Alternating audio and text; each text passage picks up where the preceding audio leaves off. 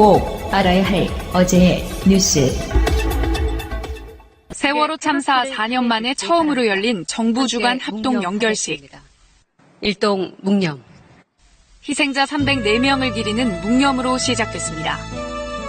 유가족을 비롯한 시민 5천여 명이 참석해 그날의 아픔을 함께 기억했습니다. 이낙연 국무총리 등 정부 관계자들도 참석해 희생자들을 추모하고 세월호 참사의 의미를 되새겼습니다. 남은 과제는 진상규명임을 다시 한번 강조했습니다. 세월호를 늘 기억하며 참사의 진실을 완전히 규명하고 그 교훈을 깊게 새기면서 안전한 대한민국을 만드는 데 혼신의 노력을 다할 것입니다. 유가족들은 철저한 진상규명과 함께 희생자들의 명예회복을 당부했습니다. 소중한 생명과 대한민국을 친밀시킨 자들에 맞서 침몰한 대한민국을 인양하여 국가를 구조한 모든 국민을 위한 명예회복의 길이 되어야 합니다. 1462일의 기다림 끝에 찾아온 네 번째 봄. 올해 연결식을 마지막으로 합동 분향소는 철거되고 기억과 치유를 상징하는 희생자 추모공원 조성 사업이 시작됩니다. 아침 8시 49분, 세월호가 순식간에 기울었습니다. 단원고 학생이 처음으로 119에 신고했습니다. 119 사무실입니다. 살려주세요. 여보세요. 연덕이 제가 침몰된 것 같아요. 구조헬기와 경비정이 출동했습니다. 여기서 첫 번째 의문점이 제기됩니다. 상황 파악이 중요할 텐데 헬기 세대와 경비정 모두 출동하는 동안 세월호와 교신조차 하지 않은 겁니다. 학생이 초기 신고만 있었지 세월호가 왜 기울었는지 이런 것들 전혀 모르는 상태잖아요. 해도 안 되면 상황실에 또 다시 연락을 해서 우리 교신이 안 되고 있어요. 상황실을 되고 있나요? 자문을 구한다거나. 도착하고 나서야 현장 상황을 파악했습니다. 상황적으로 현재 그 선박 확인 가능. 자연으로 45도 기울어지니까 여기 상황. 기타 확인되지 않음. 이 보고 이후 해경 경비정이 처음으로 사람들을 구조했습니다. 모두 선원들이었습니다. 선원복을 입고 있었지만 해경은 선원인지 나중에야 알았고 그래서 세월호 상황을 물어보지도 못했다고 주장했습니다. 당시 선내에선 대기하라는 방송이 나오고 있었습니다. 세월호는 갈수록 더 빠르게 기울었습니다. 배가 60도 넘게 기울었던 9시 56분. 관할서장인 목포해양경찰서장이 퇴선 명령을 지시했지만 현장에선 이루어지지 않았습니다. 자연 해수이 안전이 준비돼가지고 이런 자연적으로 뛰어내릴 수 없습니다. 그리고 이 안전 묶인 상태여서 항공에 의한 구조가 가능할 것 같습니다. 항공구조사 누구도 승객을 구하거나 퇴선하라 알리기 위해 선내로 진입하지 않았습니다. 갑판 밖으로 대피한 승객만 구조했는데 그나마 바스켓에 한 명씩만 태울 수 있어 구조는 더뎠습니다. 배가 100도 이상 기울었고 뒤로 90% 잡고 90% 신고. 민간 어선들이 세월호에 기어오르다시피 접안해 우현난간에서 쏟아져 나온 사람들을 받았습니다. 표현을 안 구했다고 표현하는 건 왜 그러냐면 못 구했다고 할 때 못 한다고 하는 건 어떤 장애물이 있다고 하는 거거든요. 배가 침몰하는 과정이 있었고 배에 들어가면 사람을 구할 수가 있었어요. 상황이 급박해서 또는 능력이 부족해서라고 하기엔 설명되지 않는 의문이 많습니다. 무엇을 했는지뿐 아니라 무엇을 하지 않았는지도 따져보아야 세월호의 진실에 더욱 다가갈 수 있을 겁니다. 세월호 참사 진상규명, 누구나 공감하는 과제로 보였지만 막상 특조위 활동이 시작되려 하자 당시 여당이 발목을 잡았습니다. 세금 도둑적 작태에 대해서는 절대로 용서하지 말아야 한다고 생각합니다. 결국 예산은 반토막 났고 직원들은 일손을 놓았습니다.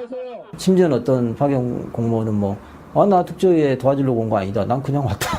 그럼 뭐하러 온 거죠 도대체. 서울이 집에서 왔다 응? 김영한 전 민정수석의 업무 수첩에 드러나듯 언론도 특조위 방해에 동참했습니다. 여당 추천위원 4명은 대통령 행적조사는 월권인 만큼 사퇴하겠다며 표결 전에 퇴장했습니다. 유족들에게 2차 피해를 남겼던 특조위 논란은 7월 2기 특조위 출범을 앞두고 여전히 현재 진행형입니다. 대통령의 7시간 조사를 앞장서 방해한 황전원 1기 특조위 부위원장 때문입니다. 제발 사퇴하세요. 사퇴하라. 이번엔 특조위 상임위원이 됐습니다. 박근혜 그 7시간에 대해서도 정말 가르쳐 나가고 그런 어떤 상황을 정말 밥 먹듯이 했던 사람인데 유가족들의 절박한 항의가 계속되는데도 회의까지 불참하면서 여전히 자리를 지키고 있습니다. 아예 사퇴를 하시는 건가요? 오늘 회의 참석 안 하시는 게? 특조위 측은 조사 기간 2년을 확보했고 최대 3천만 원 과태료 부과로 조사 거부나 방해에 대응할 방침입니다. 검찰 수사 의뢰와 특검도 가능합니다.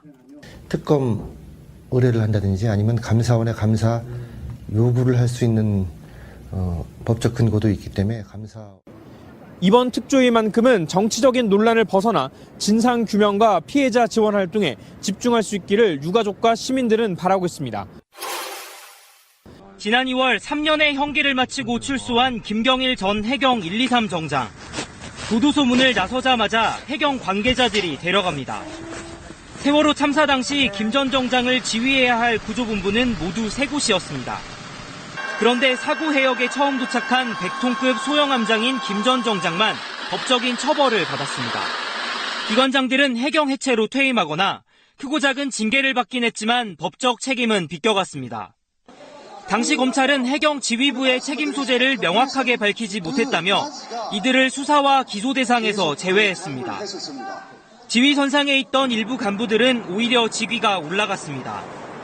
문자로 상황을 주고받을 수 없는 123정에 문자 지시를 한 이춘재 경비안전국장은 3, 4, 2년 뒤 치안 정감으로 승진했습니다. 김 전 정장과 직접 통화를 하고도 배 안에 있는 승객들에게 아무런 지시를 하지 않은 여인태 경비과장은 지난해 경무관으로 승진했습니다. 당연히 처벌돼야 될 대상 중이라고 생각하거든요. 저희가 지금 물론 2기 특조위가 이제 출범을 시작하긴 하는데 그런 것들도 다 조사를 해서 늦더라도 그거 분명히 명백히 2기 특조위는 당시 해경 관계자들을 상대로 구조 실패 원인과 지휘 책임 소재를 다시 조사하겠다고 밝혔습니다. 방송 중간에 좋아요를 눌러주시면 새날팀들에게 큰 힘이 됩니다. 미리 감사합니다. 세이나. 트위터가 진짜 언론입니다. 오늘 안산에서 정부 합동으로 제4주기 세월호 참사 연결식이 있었습니다. 정부 합동 연결식이었죠. 네. 그 전명선 유가족 대표, 가족협의회 운영위원장이신 전명선 대표가 유가족 대표로 추도사를 했는데요. 이게 문재인 대통령의 세월호 관련한 메시지에 답하는 그런 느낌이더라고요. 읽어보겠습니다.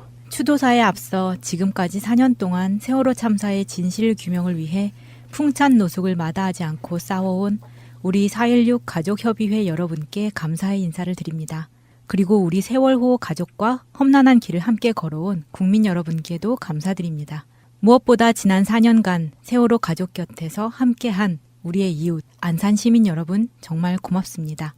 하지만 304명의 희생자 분들 앞에서 저는 무엇라 말씀드려야 할지 죄스러운 마음 금할 길이 없습니다.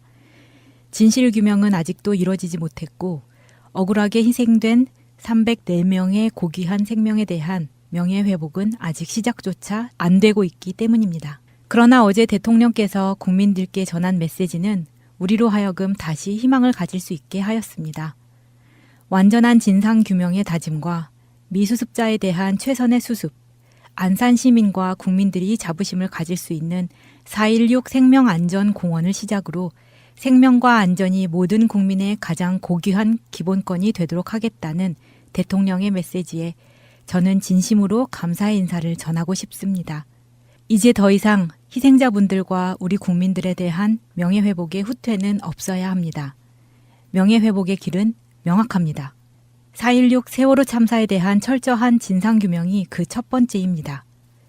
온 국민을 충격에 빠뜨린 세월호의 침몰과 구조 방기에 대한 원인과 그 책임은 원점에서 다시 규명되어야 합니다. 검찰의 전면 재수사와 특별조사위원회의 전면적인 재조사로 원인을 규명해야 하고 모든 책임자들에 대한 처벌은 반드시 이루어져야 합니다. 더 이상의 모욕은 용납될 수 없습니다. 지난 정권 시기 국가정보원이 세월호 왜곡 집회를 지원했던 일에 이어 지금도 4.16 생명안전공원을 두고 납골당 반대라는 차마 입에 담기 어려운 왜곡과 폄훼가 판을 치고 있습니다. 저는 오늘 이 자리에서 304명의 희생자들 앞에서 완전한 명예회복의 시작을 맹세하고자 합니다. 오늘의 합동 연결 추도식은 끝이 아니라 첫 시작에 불과합니다.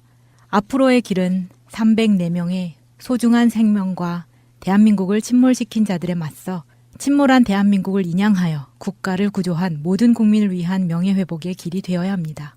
가만히 있지 않겠다는 하나의 작은 움직임이 다시 큰 기적이 될 것입니다. 완전한 명예회복과 철저한 진상규명을 이루어내는 것이야말로 희생자들의 명복을 비는 최고의 답이 될 것입니다. 그리고 마지막으로 드리고 싶은 말씀이 있습니다. 사랑하는 아들, 딸들아, 지켜주지 못해 정말 미안하구나. 진상규명과 안전사회 건설에 대한 염원은 못난 부모들에게 맡기고 이제는 고통 없는 그곳에서 편히 쉬기를 바란다. 구름이 되고 바람이 되어서 너희들이 꿈꾸었던 곳에 가거라. 귓가에 바람이 스칠 때 그때 너희가 함께 하고 있다고 생각할게. 사랑한다. 2018년 4월 16일 사단법인 4.16 세월호 참사 진상규명 및 안전사회 건설을 위한 피해자 가족협의회 운영위원장 전명선 드림. 가슴 뭉클한 내용이죠. 예. 우리가 하고 싶었던 말들이기도 하고요. 사실은 이제 세월호 희생자 유가족 분들한테 우리가 또한 드리고 싶었던 말들이기도 했었어요. 그런 말들을 해주시네요. 고전역에서 걸어오는 행렬을 봤는데 또 뭉클하더라. 각종 깃발이 세워서 고전역에서 이 합동 분향소까지 오는 그 모습 봤는데요. 정말 우리가 내년 4.16 때는 진상규명이 어느 정도 이루어진 상태, 진상규명은 사실은 명예회복의 시작이거든요. 그 상태에서 세월호 방송을 할 수 있기를 바라겠습니다. 오늘 방송 출발하겠습니다. 제도로서의 민주주의가 흔들리고 구타는 일은 이제 없습니다. 민주주의가 밥이고 밥이 민주주의가 되어야 합니다. 세월호를 세운다고 해요. 근데 세월호가 예전에는 세우는 방식이 물로 꺼내가지고 물에서 세운 뒤에 다시 올리겠다 그런 거였었거든요. 네. 지금 바뀌었어요. 세월호를 그 있는 자리에서 크레인을 통해 가지고 세월호를 진입시킨다 이런 거거든요. 지금 뭐 세월호를 제가 안에 들어가 보질 못했으니 뭐 설명할 길은 없는데 보도들에 의하면은 지금 누워 있는 상태로 조사하지 못한 공간들이 꽤 있답니다. 그래서 세월호를 크레인을 통해 가지고 누워 있는 세월호를 세우는 거죠. 조심해야 될 것은 부탁드리고 싶은 부분들은 제발 그 선체 직립하는 과정에서 세월호가 손상이 없게 할 수 있는 방법을 최대한 강구해서 해주십사 하는 부탁을 좀 드리고 싶고요. 사실 가장 위험한 시도거든요. 네. 이미 늦은 이야기지만 그 인양하기 전부터 그 직립시키는 방법에 대해서 논란이 많았었잖아요. 이게 직립 상태에서 인양을 해야지 인양 후 조사 과정도 더 정확하고 이게 신뢰도가 높아지기 때문에 여러 가지 면에서 이제 그 인양할 때부터 검토가 됐어야 된다는 거지만 이제 와서 이제 그거 뭐 뒤늦은 이야기니까 직립시키기로 했다고 결정을 했으면 정말 그 과정에서 선체가 더 이상 파손되지 않도록 최선을 다했으면 좋겠습니다. 그게 무너지지 않도록 받침대 같은 걸 세워서 그 작업을 하고 있거든요. 직립시키는 날짜가 지금 예상으로는 5월 30일이래요. 5월 30일. 근데 그걸 세월호를 세워가지고 우리 박근혜 때 방송할 때는 세월호가 올라오자마자 바로 폐기하는 방법에 예산까지 짜였던 그런 시절이 있었고요. 지금은 이거를 문재인 대통령도 말했는데 세월호를 기억하고 안전한 나라를 만들기 위한 샘플로 쓰는데 지금 여러 가지 안들이 있는데 두 가지가 있는데 하나는 선체 전체를 쓸 것인가 일부를 쓸 것인가. 공간이 엄청 넓잖아요. 그리고 하나는 어디에다가 그 세월호를 4.16 기억의 한 방법으로 쓸 것이냐. 어떤 도시에. 그래서 지금 각 도시들이 우리 쪽에 만들고 싶다 하는 데도 있고 사실 선체 직립 후에 가장 시급히 해야 될 것은 사실은 그동안 그 수색 작업이 제대로 이루어지지 못한 부분들이 있거든요. 거기서 실종자분들을 조금이라도 더 찾아낼 수 있는 그런 기회로 잡는 게 첫 번째고 그 다음에 직립하고 나면 이제 그동안 조사하지 못했던 부분들이 나오고 그리고 세월호가 그렇게 넘어갈 수밖에 없었던 이유를 원인을 조사하는 그 과학적인 조사가 이루어져야 되고요. 그리고 이제 그 세월호를 어떤 우리의 안전사회를 위한 모델로 삼는다라고 하는 부분에서 사실 제 개인적인 바람은 첫 번째 후보지는 안산이에요. 그런데 안산에서도 찬반이 나눠진다고는 하지만 첫 번째 후보지는 안산이고 사실 안산의 화랑유원지가 지금 공원으로 다시 재구성이 될 건데 물론 아주 일부의 작은 규모입니다. 네. 규모가 굉장히 작게 축소가 되는데 그 넓은 화랑유원지 가보신 분들 보면 굉장히 넓거든요. 거기에 세월호를 안치해도 충분하다라고 보는데 안산에서 시민들이 많은 부분들이 만약에 반대한다 그러면 두 번째는 이제 진도나 내지는 인천, 목포 이 정도 순위가 되겠죠. 그런데 이제 제가 보기에는 안산이 제일 후보지기는 한데 만약에 그 여의치 않으면 느낌상으로는 진도도 괜찮지만 이 세월호가 잘못된 출항을 했던 인천시에서 추모공원을 만드는 것도 괜찮을 거라고 봐요. 그러니까 지금 거론되고 있는 곳이 목포, 안산, 진도, 인천, 제주 이렇게 되는데 제가 보기에는 가장 유력할 수 있는 곳은 목포일 수도 있어요. 세월호를 이동하기가 너무 힘들 거라는 생각이 좀 들어요. 이 이동이 제일 힘들죠. 예. 안산이라고 하면 어떤 방식으로 이동할 수 있을지 해체해서 이동을 해야 되는지 뭐 여러 가지가 있을 거라고 생각이 드는데 저는 이게 그대로 보존돼서 지금 사실 세월호의 좌연 쪽 구멍이 뻥뻥 뚫려 있잖아요. 네. 하늘을 보고 네. 있는 쪽. 이제 그런 부분을 그대로 또 활용할 것인지 그걸 다시 보수해야 될 것인지 여러 가지 복잡한 문제가 있는 것 같습니다. 저는 개인적으로 지금 그 상태 있죠. 그러니까 그 물속에서 끌어올리기 위해서 무리하게 크레인을 넣었다가 그 찢겨진 그 단면들까지 그대로 다 보존했으면 좋겠어요. 그게 상징물이라는 의미 자체가 다시 복원되고 깨끗하게 한다고 해서 그 우리의 기억이 뭐 더 포장되는 것도 아니거든요. 그래서 지금까지 우리나라가 이상하게 그 안 좋은 사건들은 계속 덮고 잊으려고 하고 없애려고 하는 그런 습성이 있었어요. 그래서 우리가 역사를 바라보는 그 시각에 대한 어떤 반성의 차원에서라도 정말 있었던 그대로 보존해가지고 있는 알짜 그대로 다시 그 되새길 수 있는 기회로 삼았으면 좋겠어요. 그게 뉴욕 9.11 사태 예. 났을 때 뉴욕 한복판에 그게 떨어졌는데 지금도 거기는 메모리얼 센터 같은 거를 만들어서 추모를 하거든요. 예. 근데 이 9.11이 일어난 다음에 몇 해 지나서 제가 그 근처를 지나갔을 때 거기에 대한 설명을 굉장히 자세히 들었을 때 생각을 지금의 안산공원을 반대하는 사람들하고 비교를 해보면 우리나라 수준이 너무 없어 보인다는 생각이 드니까 그런 식으로 반대는 이제 그만하셨으면 좋겠어요. 네. 안산 안 가보신 분들이요. 합동 분향소에 희생자들의 영정이 쫙 놓여 있잖아요. 예. 세월호 사건 막연하게 배 떠올리고 가라앉는 모습 떠올리고 이렇게 하는 사람들이 실제로 사망자분들의 위패를 한꺼번에 보잖아요. 생각이 확 바뀌어요. 어마어마한 사건이었구나라고 느껴져요.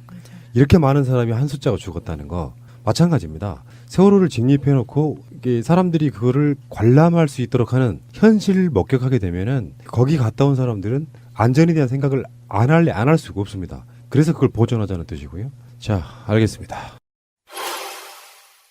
자, 그날 바다가요 개봉 4일 만에 15만 명을 돌파했답니다.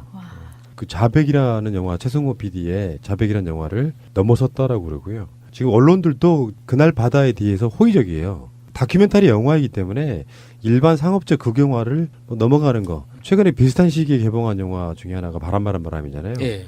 바람은 100만을 넘어섰어요. 비슷한 시기에. 그 관점에서 보면 좀 그렇지만 다큐멘터리 영화로는 굉장히 많은 사람들이 입소문 타고 그날 바다를 보러 가고 있다. 저는 4일 차에 봤는데 아마 저도 15만 명 안에 집계가 됐을 거예요. 4일 차에 봤으니까. 본 소감은 다큐멘터리 치고는 겁나 재밌습니다. 그러니까 뭔가 스릴러적 요소가 있어요. 그 영화 안에. 그래서 그 연출과 데이터를 제공하는 그 방법들 자체가 본 얼티메이텀 같은 본 시리즈 있죠. 네. 그런 느낌도 들어요. 굉장히 좀 스릴러 같은 느낌이 들어가지고 재미도 있구나. 흥미진진하게 볼 수 있도록 이렇게 연출이 됐더라고요. 그래서 중간중간에 나오는 김호준 씨도 이게 압도하는 비주얼 그런 것도 있고 하니까 신스틸러. 예, 재밌습니다. 김호준 씨는 갈기머리하고 화면에 나오는 것 자체로도 압도가 돼요. 사람이 아니고 사자 같지 않아요? 사자 같아. 살찐 사자. 영화의 내용만큼은 대략적으로 이렇게 입소문 타고 알려지는 부분이 있지만 어떻게 알고 있건 간에 영화를 직접 보는 건 달라요. 네. 아까 말씀드린 것처럼 어떤 희생의 실상, 참혹한 현장을 보게 되면 생각이 바뀌는 건 똑같습니다. 뭐 대략 뭐 이러이러한 내용이 하는 거 완전히 다르다는 그 말씀. 게시판에 그 신비님이 스포일러 이렇게 유출했다고 막 이렇게 좀 비난하시는 분들 계시던데 재미있는 영화는 줄거리를 알고 봐도 재밌습니다. 그래도 그게 예. 전부도 아니잖아요. 그래서 우리가 다 알고 있는 내용들이거든요. 맞아요. 예. 그 세월호에 관심을 가지신 분들은 사실 그 영화에 나온 내용 중에 모르는 내용은 거의 없어요. 그래서 좀 충격적으로 더 깊이 있고 구체적인 사항들이 추가로 또 제공되는 부분들이 있긴 하지만 그래도 기본적인 큰 줄거리는 우리가 다 알고 있거든요. 그래서 굳이 신비님을 비난할 필요는 없다. 뭐 이런 말씀이죠. 진짜 중요한 건 그 영화가 말하고 싶어하는 것, 이러이러한 과학적인 의혹이 있으니 진상규명하자가 중요해요. 그런 여론을 만드는 게 중요하다고 생각이 들어서 청와대에 청원 같은 게 올라와 있을 거예요. 세월호 진상규명에 관한. 근데 최근에 유가족들이 황준호 씨를 제2기 특조위에서 빼달라는 그 청원이 사실상 이제 거의 끝나거든요. 한 3, 4일도 안 남았는데 2만 명 겨우 채우더라고요. 이런 계기로 그날 바다 영화를 바탕으로 뭐 예를 들어서 진상규명 해주세요라든지 이런 청원 하나 하시는 거 어떨까 이런 말씀 드려보고요. 알겠습니다. 잠시 후에 다시 오겠습니다. 자, 남북 정상회담이 오늘부로 방송은 오늘부로 딱 10일 정도 남은 거죠. 4월 27일 지금 새날의 캠페인이기도 합니다. 피스 0427. 그래서 많은 분들이 뭐 그 옷 입고 밖으로 돌아다니시라 이런 게 아니라 어떤 이벤트성으로 직접 아마 남북 정상회담이 다가오면 한 5일 전부터는 국내외적으로 엄청난 붐업이 될 텐데 지금 정치권은 여러 가지 말도 안 되는 논란으로 휩싸여 있잖아요. 그게 정치이기도 하고요. 속성은 사실 그래요. 근데 지금 남북 정상회담이 10일 정도밖에 안 남은 상태에서 물 밑에서는 어마어마한 일들을 하고 있는 거예요. 지금 뭐 일정 잡고 뭐 하고 그래서 18일 날에는 의전 경호 등의 실무회담을 하고요. 19일 날은 2차 고위급 회담을 개최하고요.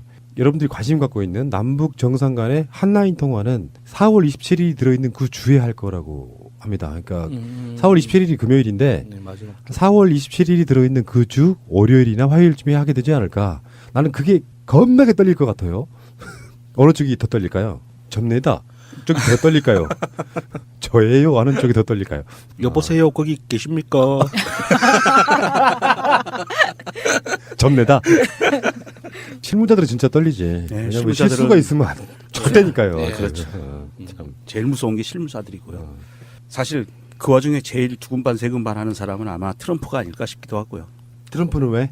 잘 돼야 되는데 이거 삐끗대면 안 되는데. 그렇죠. 네. 뭐 트럼프는 자기만 잘하면 되죠. 트럼프는 지금 시리아 공격했잖아요. 예. 나는 시리아 공격이 북한이랑 밀접한 연관이 있다고 보거든요. 북한이 없었으면 일어나지 않았을 수도 있는 일. 그렇게 해석할 수도 있겠지만 어쨌거나 트럼프의 궁극적인 목적은 이제 나만 유명해지는 거잖아요. 그런 관점에서 보면 돋보일 수 있는 여러 카드 중에 가장 강력한 카드여서 시리아는 이제 이번에 공습을 했지 않았을까 싶은 생각도 들고 그 이후에 이제 결국에는 노벨 평화상으로 가는 이제 여러 방법들 중에 이제 가장 중요한 카드는 북한이기 때문에 그 북한을 통해서 이제 자기가 원하는 걸 이루어내겠죠. 그 과정에서 우리가 열심히 협조하는 것 중에 하나가 이 시리아 공습이 마음이 아프긴 하지만 너무 과하게 트럼프를 비난하는 건 좋지 않다. 마음이 아프지만 어쩔 수 없는 현실이다. 뭐 이런 생각이 들더라고요. 비판할 건 비판하고요. 칭찬할 건 칭찬해야 되고요. 그렇다고 해서 뭐 트럼프가 다 이쁘기만 한 건 아니니까. 사실 이제 이 시리아 공습 문제는 여러 가지 국제적인 논란들이 있어요. 유엔에서 제재 조치를 강구 중인데 미국, 영국, 프랑스가 단독으로 공습을 한 거거든요. 이거는 약간 국제법적인 문제가 있고요. 물론 시리아가 그렇다고 잘했다는 거는 아니고 하여튼 여러 가지 논란들이 있을 수 있습니다. 그 논란들이 와중에 아마 이거 시간이 좀 지나야 될 것 같기도 하고. 그러니까 미국은 좀 전력이 지금까지 있잖아요. 이라크 침공할 때도 생화학 무기가 있다고 들어갔는데 안 나왔잖아요. 네. 그거랑 연관이 좀 있다고 보고 그건 이제 그 다른 문제니까 일단 우리는 우리 것부터 챙기자고요. 근데 지금 청와대에서 남북 정상회담 표를 공개했죠. 평화 새로운 시작. 예. 여기에 모든 게 다 함축돼 있습니다. 11년 만에 남북 정상이 만납니다. 노무현 대통령과 김정일 위원장의 만남 이후에 11년 만에. 새로운 시작은 이명박근혜가 9년 동안 그 관계를 완전히 망가뜨려 놨기 때문에 다시 하자. 사실 북한이 가장 남한 정부에 배신감을 느꼈던 것도 그 점이었거든요. 네. 이명박근혜가 정권 정파는 달라도 남한 북한이 서로 합의했던 부분을 다 깨버렸잖아요. 심지어 개성공단은 어떤 일이 있어도 깨지 말자고 했던 게 박근혜였어요. 그러다가 지금 북한이 이제 다시 마음의 문을 열고 시작하는 관계이기 때문에 평화 새로운 시작이라는 이 의미 속에는 굉장히 많은 것들이 함축되어 있는, 염원이 달려 있는 그런 표가 아닌가 생각이 듭니다. 그렇죠. 그 대한민국과 북조선의 역사에서 사실은 우리 한반도의 역사에서 평화라는 단어가 정착되고 그것을 위해서 새로운 시작이다. 이것은 굉장히 큰 의미가 있는 말이고요. 새로운 시작이라는 것은 그동안 이어왔던 우리의 어떤 통일이나 평화를 위한 체제 구상에 대한 연장선이라기보다는 여기에서 정말 새롭게 시작하는 거다. 그리고 이 새로운 시작이라는 것은 완전한 평화 체제다라는 아마 이런 의미를 함축적으로 담고 있는 것 같아요.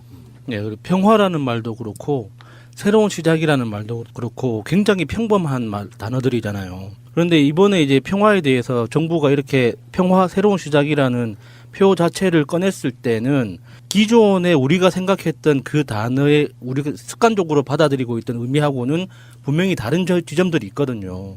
사실 이명박근혜 정권 안에서의 평화, 그리고 김대중 노무현 대통령 시절에 그 평화라는 그것도 생각해 보면 어떤 일이 큰 사건이 일어나지 않고 그냥 서로의 존재를 인정하는 선에서 평행선을 달리는 것도 겉으로만 보면 평화롭게 보여요. 아무 일도 일어나지 않기 때문에.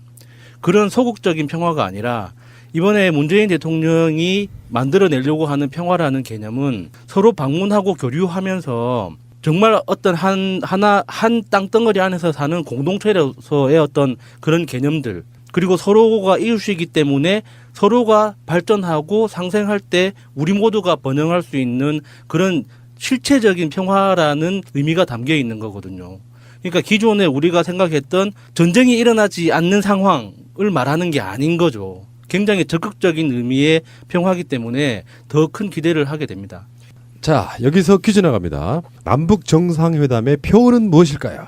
저요. 피스 0427. 저요. 평화 새로운 시작. 예, 맞습니다. 피스 뉴 스타트.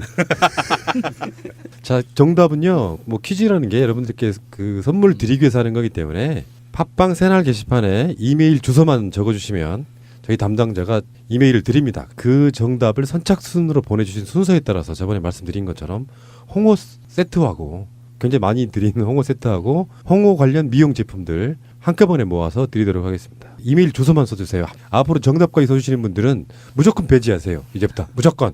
대신에 이메일 주소하고 선풀 달아주시면 참 보기가 좋더라고요. 그리고요, 상품 받으시는 분들 바꿔 그걸로 이렇게 싹 찢지 마시고 후기를 올려주시면 얼마나 좋아요. 주는 재미도 있고. 알겠습니다. 홍어의 본고장 영산포에서 대한민국을 대표할 만한 자랑스러운 식품 홍어를 연구해온 영산홍어에서 제공하는 이벤트 퀴즈였습니다. 그런데 지금 정부에서는요, 남북 정상회담 관련한 거를 손쉽게 일목요연하게 정리된 것을 국민 여러분들이 쉽게 찾아볼 수 있게 사이트를 개설했습니다. 2018 남북 정상회담 온라인 플랫폼입니다. 현재는 오픈 준비 중인데 네. koreasummit.kr이라고 네. 곧 오픈한다 그러는데요. 여기에 영어, 중국어, 아랍어, 스페인어, 러시아어, 프랑스어, 독일어, 일본어, 베트남어 등 9개국의 언어로 이번 정상회담뿐만 아니라 이전 정상회담들까지 포함한 자료들을 다 제공할 예정이라고 하고요. 이쯤에서 피스 0427 티셔츠 판매에 대한 얘기를 짧게 한번 해볼게요. 이런 그 티셔츠를 구매해가지고 붐이 일어나잖아요. 네. 몇만 명이 사가고 이런 네. 붐이 일어나면은 우리가 응원하는 어떤 실체를 보여드릴 수가 있는 부분이 있습니다.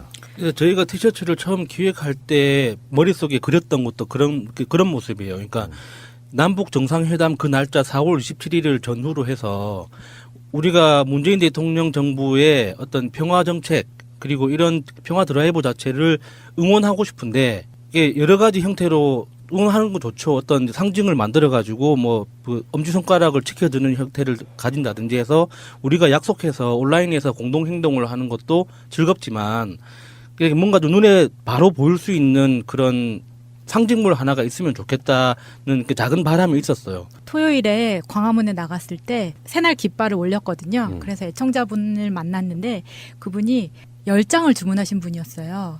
그래서 이 디자인이 언제 입어도 너무 좋고 그래서 주말에 등산 가는 팀이 단체로 구입하기로 했다. 네, 이런 분도 있고 그리고 또 저희 개통한 핸드폰으로 연락을 받은 게 있는데 시각장애인이신 분이 연락을 주셨어요. 예. 그래서 주문하는데 도와드렸는데 예. 너무 좋아하시고 참가할 수 있어서 좋다고 말씀하셨어요. 예, 그 팟빵에 새해가 날아든다 공지사항을 보시거나 다음 같은 데 가셔도요. 피스 영어로 피스 0427을 치면은 양양자 최고위원이나 최민희 의원이 직접 입은 티셔츠하고 그 트위터 내용 중에 링크 같은 거를 볼 수가 있거든요. 그러니까 어디든 가셔가지고 피스 0427 쳐보시면은 구입하는 방법이 나옵니다. 많은 분들 참여를 바라겠고요. 혹은 새날베스트.com으로 들어오시면 됩니다. SAENAL.com. 예. 자, 그런데 남북 정상회담 의제가 3대 의제라고 설명하면 되겠죠. 막 복잡해지지만 정말 간단하죠. 비핵화를 논의할 것이고요. 평화 정착에 대한 부분을 논의할 것이고 어떻게 평화 정착을 할 것이냐. 그 다음에 그 이후에 남북 관계는 어떻게 될 것이냐. 좋은 쪽으로. 예를 들면 이제 거기에 뭐 개성공단 포함, 남북 교류 이런 것도 포함될 것이고 이런 이야기를 할 것이다 그러는데 4월 27일 날 공동선언이 나오겠죠. 근데 사실 문재인 대통령하고 김정은 위원장이 그 자리에 가서 논의를 하는 건 사실 아니라고 봐요. 네, 그렇죠. 물밑에서 어느 정도 다 조율이 된 뒤에 사인만 하나 해도 돼. 서로 만나가지고 껴안는 그림만 내줘도 상관이 없는 것이죠. 네. 거기 앉아가지고 이건 돼요 안 돼요 얼굴 인상 찌푸리고 그렇게 하는 건 아니에요. 그 사실상은 의제라고 불리우는 비핵화, 평화정착, 남북관계 발전 이것들이 사실은 이미 다 조율이 된 상태라고 좀 보면 될 것 같고요. 여기서 공동선언문이 나오게 되면 그것을 트럼프가 받죠. 그래서 이제 이게 북한의 비핵화와 한반도 평화 쪽으로 가는 건데 이 사이에 굉장히 많은 이물질들이 끼어 있는. 그래서 이게 우리가 생각하는 것보다 아주 스무스하게 가지는 않을 듯. 그래서 김정은 국무위원장 머릿속에서는 걸림돌이 되는 걸 다 치워버린 거예요. 논란이 될 만한 거. 한미 합동군사훈련. 지금 말 한마디도 안 나오잖아요. 거기다가 나중에 분명히 주한미군 철수에 뭐네 다 이야기가 나올 겁니다만 그래서 중간에 이물질들이 끼어가지고 계속 이간질하는 거를 방해하는 세력들을 막아내려고 하는 그런 형태로 지금 절차가 진행되고 있다 이렇게 저는 보고요. 그래서 문재인 대통령하고 김정은 위원장하고 서로가 어떤 합의를 본 다음에 이것을 자연스럽게 미국으로 토스해주는 형태. 북한의 비핵화라든지 뭐 등등 아까 말한 3대 의제를 트럼프에 의해서 확인 한 번 더 받고 사실 그 다음에 6자회담은 저는 그닥 그렇게 중요한 내용은 아니라고 생각해요. 트럼프가 가장 고비다. 지금 그 대북 제재도 조금 해제하는 그 절차도 거쳐야 되고 이게 뭐 언론상으로는 비핵화가 제일 중요하니까 비핵화 그 다음에 평화정착 그 다음 남북관계 발전 이런 순서로 나왔지만 이제 현실에서 보면 이 대북 제재 해제하고 남북관계에 대해서 더 구체적으로 논의하고 그 다음에 평화정착에 대해서 종전선언까지 가는 이제 그런 그림에 대해서 북한이 포함되는 중국과 북한이 미국과 중국이 포함되는 이제 그런 테이블에 대한 그림이 먼저 또 이야기된 다음에 이제 최종적으로 비핵화 문제까지 가겠죠. 사실 이 의제 중에 가장 중요하다고 볼 수 있는 게 비핵화인데 이 비핵화는 이미 김정은 위원장과 문재인 대통령이 합의된 사항이에요. 양측의 특사를 통해 가지고 이미 합의된 사항이기 때문에 제가 보기에는 비핵화를 타이틀로 걸고요. 한반도에 아마 그렇게 나오리라고 봐요. 제목은 한반도의 영구한 평화와 비핵화를 위한 공동선언문 아마 이 정도로 합의문이 나오지 않을까 싶어요. 그 며칠 전에 청와대에서 역대 통일부 장관들이나 북한과 협상을 해본 사람들이 그런 언론들이 모여가지고 왜 사진 찍고 뭐 서로 간에 대화 이런 시간이 있었잖아요. 거기에 정청래 의원이 이제 박지원 의원을 저격하는 살짝 그 뭐가 있었냐면은 덕담 주고받는 사이에 사진이 찍혔는데 문재인 대통령 옆에 박지원 의원이 딱 서 있으니까 그 위치 선정 기가 막힌 거 봐라 뭐 이런 식으로 그걸 봤는데 그 자리에서 있었던 아이디어 중에 하나가 그 이종석 전 통일부 장관 지금 뭐 정세현 통일부 장관이나 이종석 통일부 장관 이런 사람들은 그쪽에 정말 진짜 우리나라의 전문가들 중에 한 분이잖아요. 이분이 그때 했단 말이에요. 원로 자문단 간담회에서 비무장지대에 있는 소초에서의 무기철수 방안 이런 게 상징적으로 이루어지면 남북 평화의 상징이 될 거다 이런 이야기죠. 비무장지대라는 게 이렇게 쭉 그어져 있는 거잖아요. 그러면 그 소초를 지키는 옛날에 목함지뢰 같은 게 나왔던 게 바로 그쪽인데 거기에 있는 초소들이 무장을 안 하는 상태의 어떤 모습이 되면 사실 그 휴전 협정에 의하면 155마일이라고 그 영어로 그때 기재했으니까 155마일 휴전선 남북방 각각 2km 지역은 비무장 지대로 설정을 해놨어요. 군사분계선에서 북쪽으로 2km, 남쪽으로 2km는 무기를 휴대하고 들어갈 수가 없습니다. 원칙인데 그 원칙이 사실은 무시되어 온 게 GP예요. GP고 GOP고 해서 들어가서 그렇죠. 전방으로 들어가서 거기에 기관총도 있고 무기 휴대하고 다 하고 있습니다. 그래서 양쪽이 공이 그거는 그 군사협정을 위반하는 상황이었는데 그냥 서로 눈 감고 지나간 거죠. 그런데 사실 만약에 이번에 문재인 대통령하고 김정은 위원장이 이 부분을 합의한다고 하면 굉장히 괄목상대할 만한 합의가 나오는 거예요. 그 아이디어를 하나 보탠다면 이 무기를 철수하는 것도 굉장히 훌륭한 거지만 그 비무장지대 전체를 국제사회에 그 자연과학을 연구할 수 있는 환경으로 공개하는 것도 굉장히 의미가 있을 거라고 생각해요. 그 공간 자체가 50년 넘게 인간의 손길이 닿지 않은 상태에서 생태계가 보존되어 있기 때문에 이 자연과학적으로 그 연구 가치가 굉장히 높거든요. 그래서 관심을 가지고 있는 과학자들도 굉장히 많습니다. 그래서 그런 어떤 평화의 상징으로서 가장 단기적으로 중립적 의미로 취할 수 있는 그 연구 대상으로서 공개하는 건 어떨까 하는 생각이 드네요. 사실 그 부분은 굉장히 좀 급하면서도 어려운 부분인 게 그 부분은 사실은 평화가 정착되고 난 다음에나 할 수 있는 부분인 게 왜 그러냐 하면 그 비무장지대 안에는 어마어마한 지뢰가 깔려 있어요. 6.25 때부터 깔려있던 지뢰도 있고 지금도 깔고 있는 지뢰가 있거든요. 그 지뢰 해체를 하지 않으면 그 안에서 무슨 연구라든지 무엇을 하기 위해서 과학자들이 들어가서 있기에는 굉장히 어려운 부분들이 있어요. 그래서 사실은 이제 그 동남아, 베트남이나 미얀마라든지 뭐 이런 동남아 지역의 그 지뢰 문제가 항상 큰 이슈가 되기도 하지만 남북 간의 공이 평화 모드가 됐을 때 비무장지대 안에 있는 지뢰 제거 작업에도 아마 엄청난 시간과 노력이 들어가야 될 것 같아요. 자, 너무 앞서 들어가시고요. 저는 그런 생각을 해봤거든요. 자연을 보존하는 것이 두 번째가 아니라 어마어마하게 큰 불도저 같은 것들이 와서 거기를 싹 깨끗이 치워서 지금은 완전히 밀림지대 같은 거잖아요. 그래서 그냥 아무 개념 없이 국경선만 하나 그어놓고 어느 쪽이든 자유방해했으면 좋겠다가 제 생각이기 때문에 어쨌건 남북정상회담 0427 이번 주 지나고 다음 주 금요일이 바로 남북정상회담 있는 날입니다. 꼭 기억들 하시고요. 여러분들 피스 0427 티셔츠 갖고 계십니까? 잠시 후에 다시 오겠습니다. 드루킹 문제를 잠시 좀 이야기할게요. 여러 가지 보도가 나오고 있어요. 사실은 다시 말씀드리지만 사건이라고 좀 보기에 없는 어쩌면 해프닝? 드루킹 관련한 언론 보도 자료들을 쭉 보다가 재밌는 게 있어서 하나 메모해 놓은 게 있어요. 기억이 잘 안 나가지고 옴마니 밤메 파드메 홈 이게 뭐냐면 거기 커뮤니티 분들이 그 드루킹에 대한 어떤 존중, 어떤 믿는다는 표시로 모든 그 글의 마지막에 이런 이 주문을 외우는데요. 이게 불교에서 말하는 아제아제 바라제나 뭐 이렇게 주문들이 있잖아요. 최태민도 있었잖아요. 예. 그게 원래 원조는 금강경에 나오는 건데 옴마니 밤매움이라는 주문이 있어요. 그런 건데 이제 그쪽에서 이렇게 한대요. 옴마니 밤매 파드메홈이라고 마무리를 한다는 거죠. 바로 저도 그런 얘기를 하려고 그러는 건데 사실은요. 박근혜 때는 새가 날아든다가 일부 사람들은 음모론의 발상지라고 생각했는데 사실 지금 지나서 국정농단 이후에 보니까 우리가 했던 말 중에 상당수는 예를 들면은 최순실이라고 하는 비선 실세가 있대라는 이야기를 한다면 그게 알려지지 않았을 때는 사람들이 그냥 언론에 나오지 않기 때문에 음모론이었어요. 우리들 방송 수준이 실제로 나타난 보통 시민들의 수준인 거예요. 우리는 음모론자도 될 수가 없어요. 대표적으로 음모론 뭐 일루미나티나 뭐 이런 이야기까지 우리가 하는 방송은 아니잖아.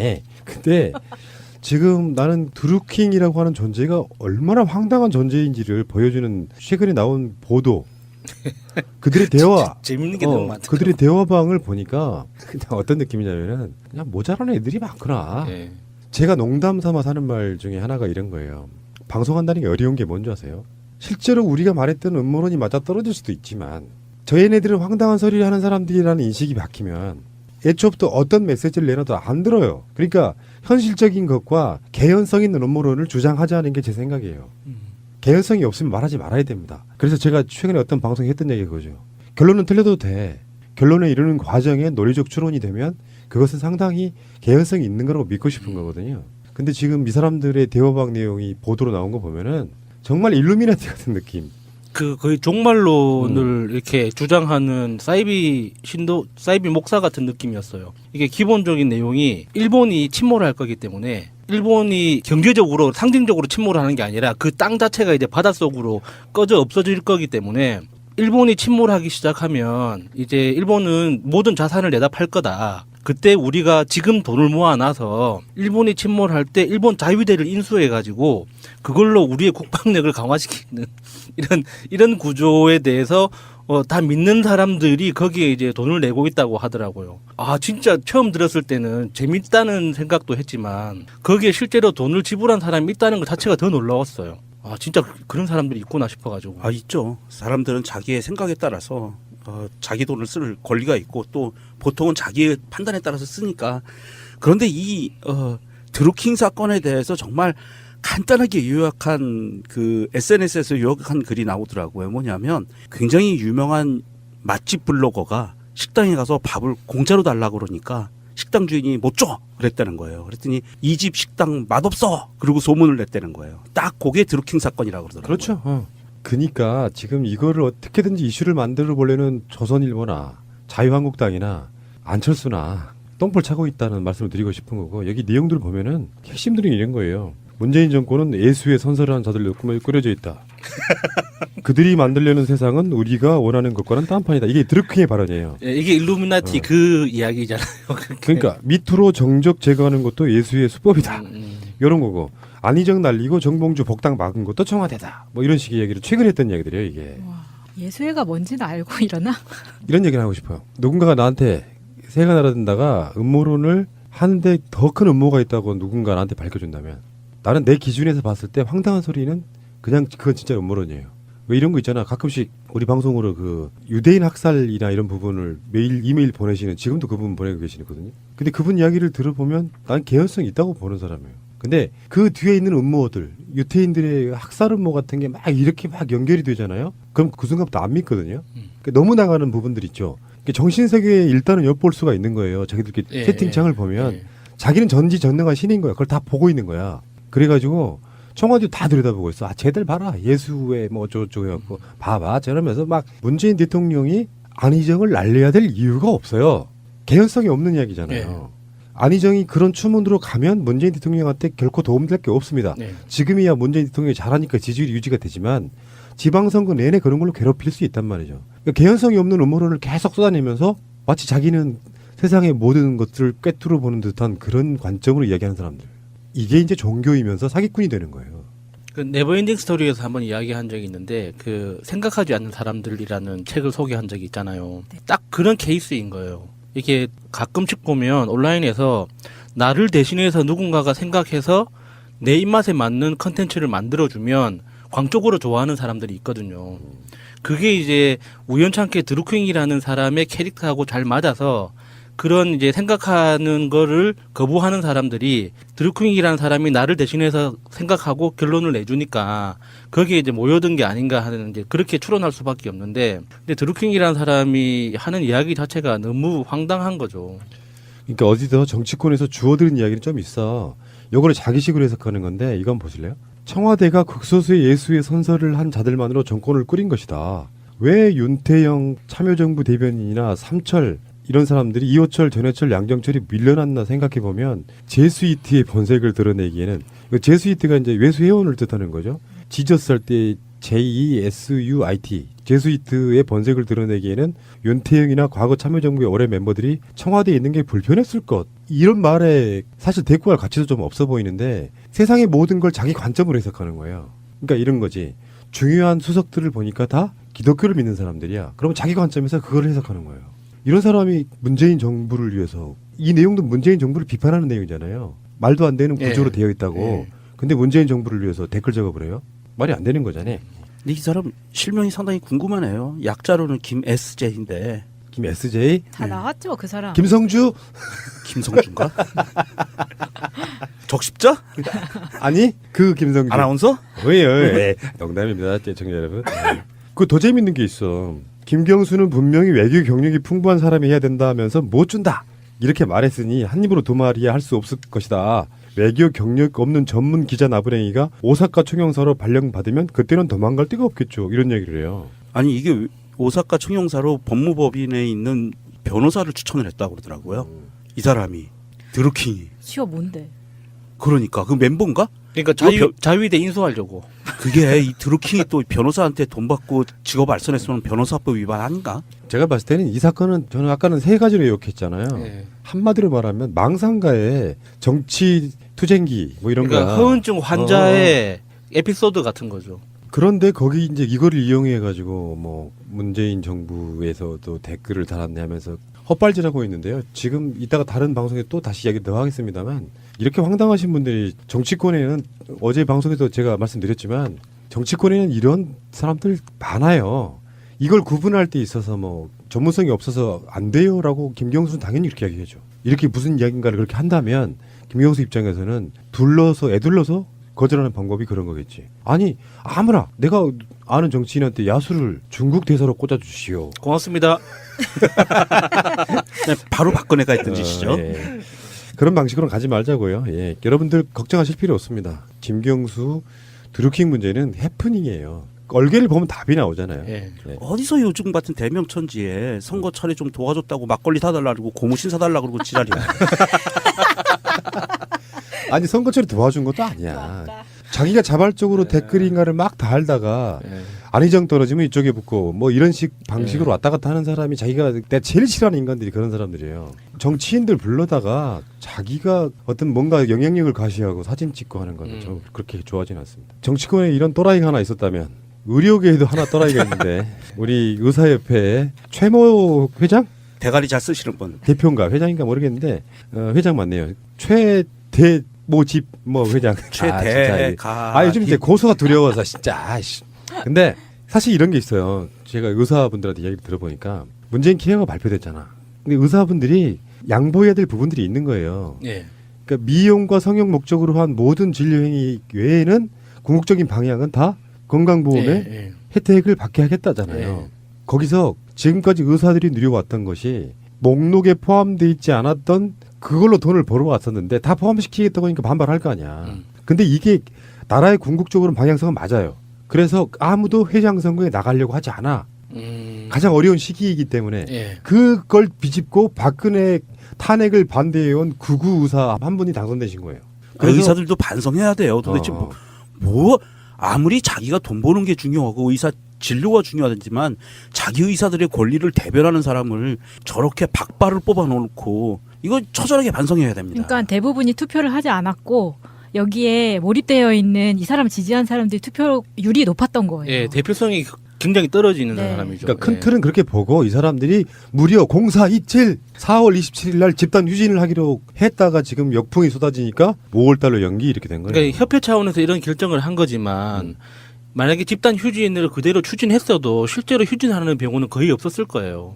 이게 의사협회가 지금 추진하고 있는 이런 그 문재인 케어에 반대한다는 이런 스탠스 자체가 지금 시중에서 우리가 만나는 대부분의 의사들하고 이야기를 해보면 일단 정책의 방향성에 대해서는 다 동의하거든요.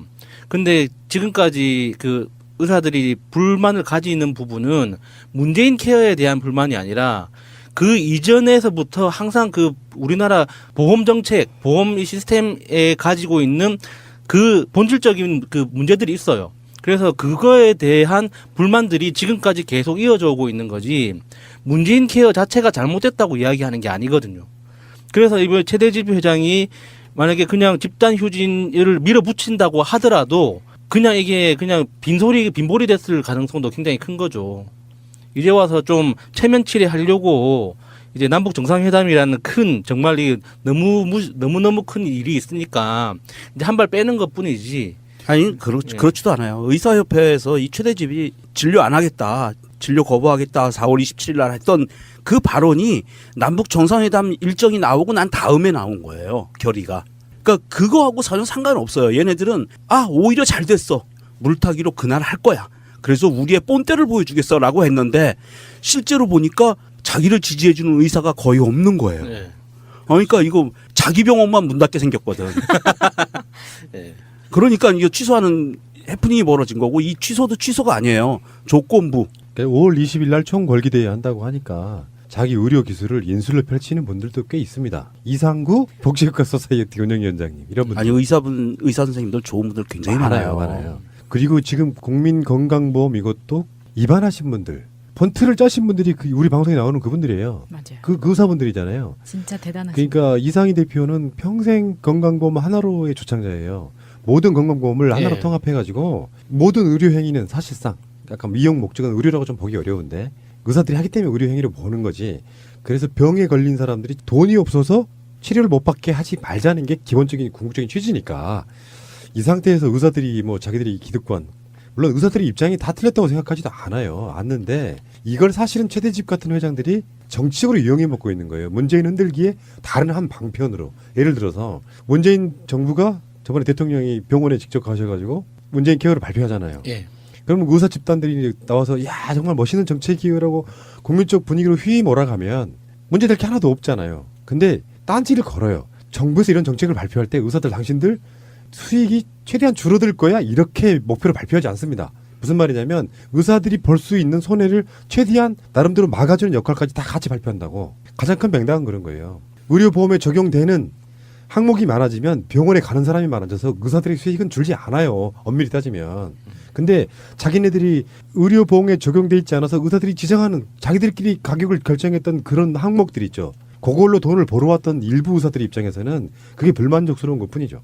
사실 이 한국의사협회 최대집 사건을 보면서 다시금 한번 느끼는 게 우리 사회가 아직도 가야 갈 길이 멀다라는 느낌을 많이 받은 게 뭐냐 하면 우리 노무현 대통령, 김대중 대통령, 노무현 대통령 이후에 대한민국의 민주주의는 후퇴하지 않을 거야 라는 확신들을 갖고 있었는데 어느 날 갑자기 혜성처럼 등장한 이명박근혜에 의해서 대한민국의 민주주의가 수십 년 후퇴했잖아요. 우리 문재인 대통령을 촛불혁명으로 박근혜를 파면시키고 새로운 정보를 만들고 이제는 저런 악인에 속한 사람들이 준동하지 못할 거야 라고 잠시 마음 놓은 사이에 의사협회장이 돼버린 거예요. 네, 최근에 좀 창피한 짓도 했죠. 본인의 나무위키를 수정을 했는데 그 IP가 의총의 IP로 사무실에서 드러나면서 이 사람이 본인이 창피한 걸 알긴 아는 게 예를 들어서 수정해서 지운 게 이런 거예요. 여러 구구 친박 성향 집회에 참여했다. 변희재의 최측근이다. 이런 것들을 지우고 지워서요. 그래서 나무위키가 이거는 그 이해 당사자가 그 내용을 지우면 나무위키의 정책에 반하는 거거든요. 그래서 나무위키가 지우기 전 내용과 지운 내용을 같이 게시를 했어요. 유명한 짤 있잖아요. 단상에 머리 찍고 막 이러는 거. 이것도 본인이 창피해서 지웠죠.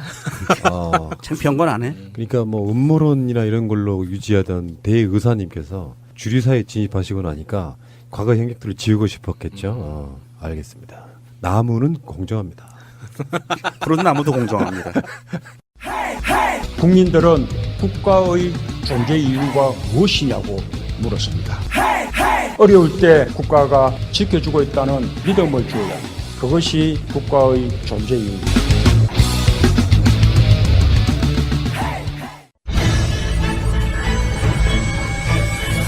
한 발짝 늦은 뉴스.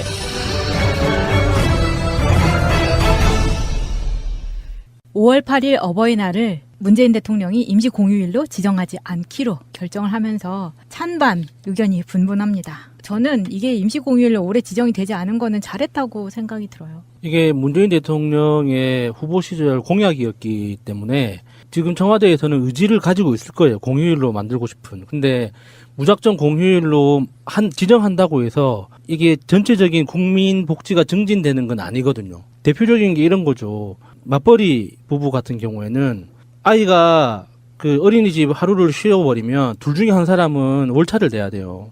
이게 보육의 문제가 전체적인 시스템으로 받쳐주지 않는 상황에서는 휴일이 늘어난다고 해서 그게 가정의 어떤 복지로 바로 연결되는 게 아니란 말이죠. 맞아. 그러니까 이번에 문재인 대통령의 공약이었기 때문에 어버이날을 임시 공휴일로 해주세요. 그리고 연휴도 또 하루 길어지니까 해주세요 하고 청원을 넣었던 분들의 마음은 굉장히 합리적인 거 맞아요. 그런데 정책적으로 봤을 때 그게 무조건 한다고 해서 그게 나머지 특히 어머니들, 아이를 키우는 어머니들 입장에서는 굉장히 곤란해지는 상황이 많이 있으니까 이게 보육 정책에 대한 개혁이 먼저 만들어진 다음에 천천히 될 거라고 봅니다. 임시공휴일이건 공휴일이건 이것을 정할 때 뭐 내수 증진 효과 몇 퍼센트, 몇 조 원 뭐 이렇게 과거에는 그랬잖아요. 그 박근혜 잘하는 짓이었죠. 네, 박근혜 잘하는 짓이었죠. 근데 이제 사실 내수 증진 효과는 있어요. 돈을 쓰니까 어찌됐든 치킨을 시켜 먹어도 시켜 먹으니까. 그런데 이게 그렇게 그냥 질러놓고 보자라는 임시공휴일이 아니라 이거 지금 어버이날을 올해 어버이날은 임시공휴일로 안 하겠다라는 의지는 뭐냐 하면 연구를 들어가 있어요. 인사혁신처에서 연구 용역이 들어가 있는데 이 연구 결과를 받아보고 그리고 시스템을 전반적으로 손을 봐서 들어가겠다는 거예요. 네, 임시공휴일이 아니라 네, 공휴일로 들어가면은요 바라옵 건데 대한민국에서 공휴일은요 제발 대한민국의 기업들은요 100% 문을 닫게 만들어줘야 돼요. 그렇지 않으면 공휴일의 의미가 정말 부익분 빈익빈이 더 심해질 수 있는 계기가 되거든요. 지금도 현재 그래요. 그래서 남들은 공휴일인데 물론 서비스직이라든지 뭐 여러 가지 이거 달라지는 부분이 있지만 뭐 제가 얘기한 기업이라고 얘기하는 건 중견기업 이상들입니다. 중견기업 이상들은 무조건 쉬게 해줘야 돼요. 생산성, 수출 뭐 이런 거 고민하는 거는요 그 추후 문제라고 봐요.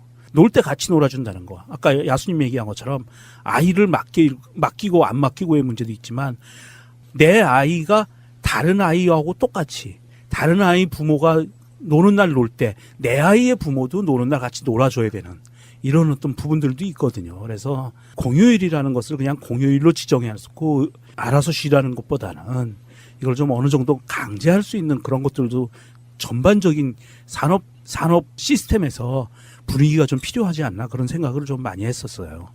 네, 궁극적으로는 사실 공휴일을 지정을 하는 게 정말 많은 노동자들의 시간 빈곤을 해결하기 위해서거든요. 비단 어버이날뿐만 아니라 사실은 여러 가지 공휴일을 만들 수가 있는데 시스템이 받쳐주지 않으면 그 공휴일로 인해서 고통받는 사람이 생길 수가 있기 때문에 지금 대통령의 공약이지만 시스템을 연구하고 가겠다는 그 결정에 존중합니다.